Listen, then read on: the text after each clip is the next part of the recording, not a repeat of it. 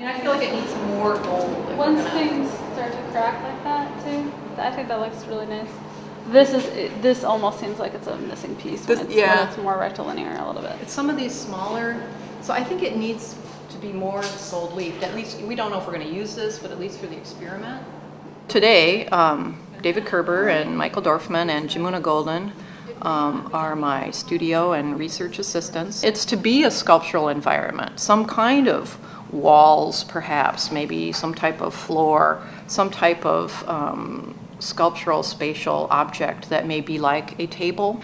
And there literally will be the opportunity for participants, anybody, the public, to come to this table where there'll be a physical map of Minneapolis-St. Paul.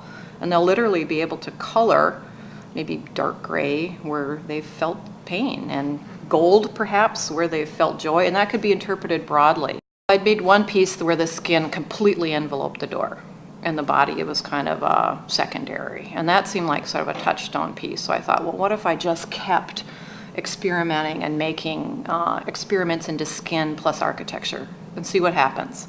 And I just spent time looking at my work. I literally just spent time looking at my work, and I started to feel like what ideas aren't going away, what still interests me.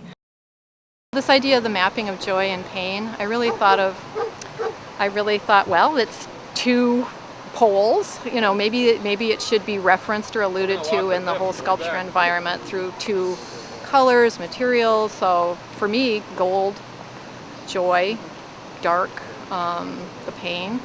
So, but they're mixed, because I think a lot of times you'll see on the map too that people they may feel intense joy, but oftentimes they'll come back and color.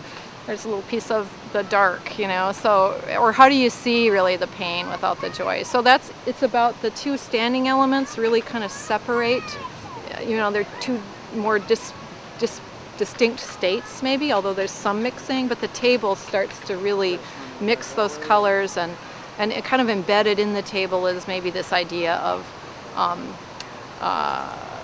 accumulation or accretion, maybe almost pushing emotions away, the dark color, and then the gold is kind of the, you know, the envelope.